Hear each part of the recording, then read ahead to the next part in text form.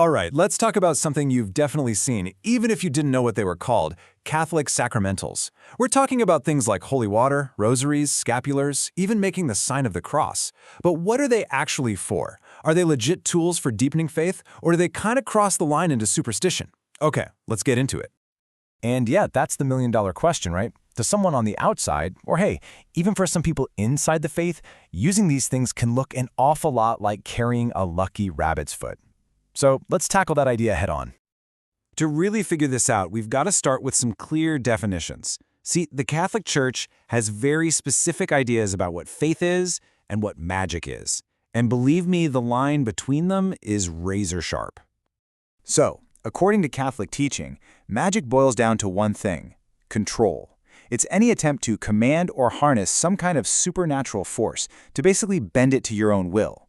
The key word there is service, as in making the supernatural serve you. And this slide, it just lays it all out crystal clear.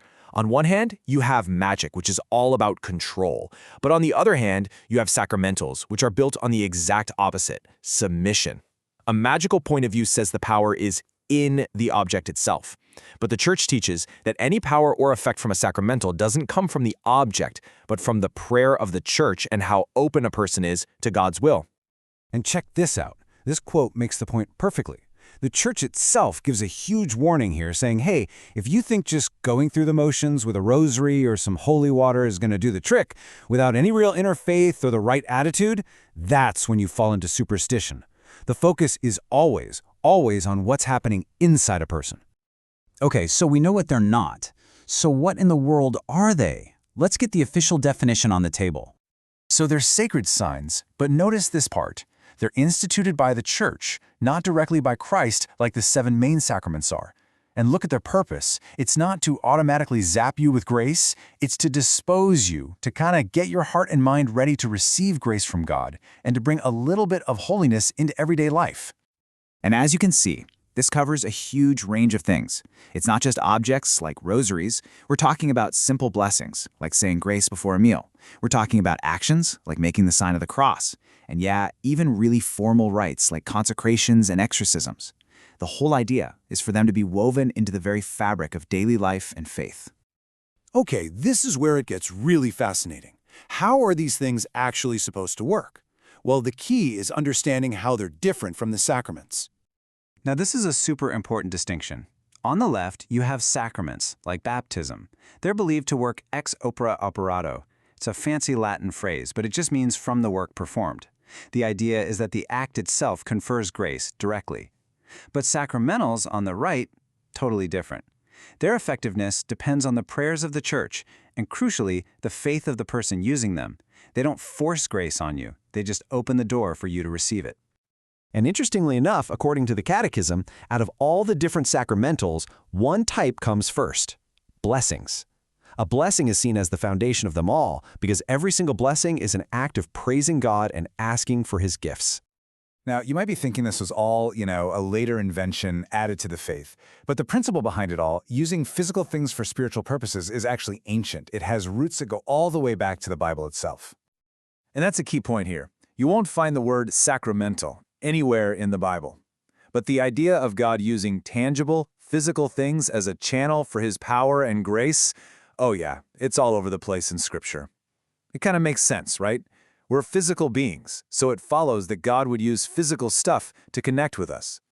And this timeline just gives you a little taste. You see it way back in the Old Testament when God tells Moses to make a bronze serpent for healing. You see it with Jesus himself when he uses mud and his own spit to heal a blind guy. And in the early church, you have the story about handkerchiefs that had just touched St. Paul, bringing healing to people. By the early 2000s, the theologian Tertullian was already calling the sign of the cross an ancient tradition.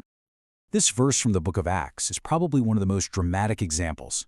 It shows this early belief that divine power could be transmitted through physical objects that were connected to a holy person. And that's a principle that directly feeds into the Catholic understanding of things like relics and sacramentals. All right, but of course, not everyone's on board with this stuff. So let's tackle 2 of the biggest objections you'll hear and see what the Church's response is. First up, the big one: idolatry. The 10 Commandments are pretty clear about not making graven images, so how are statues, crucifixes, and medals okay? So the rebuttal here comes down to a really crucial theological distinction. The Church teaches that the commandment forbids worshiping images as if they were gods.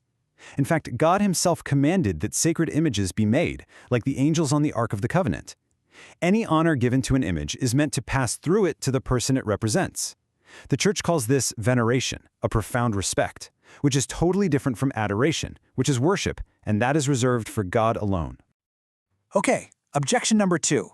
People will say, hey, aren't these just those traditions of men that Jesus was always warning everybody about?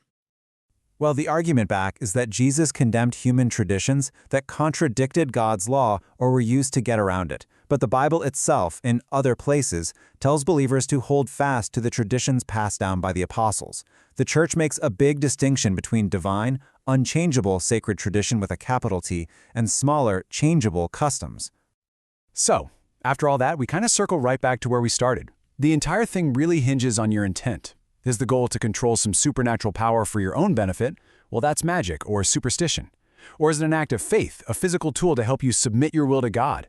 That is the whole point of a sacramental. And that leaves us with a final question to chew on. In a faith that's all about an invisible God, what's the proper role for visible, tangible things that we can actually see and touch to connect our physical reality with that spiritual one? What's their place? It's definitely something worth thinking about. Thanks for tuning in.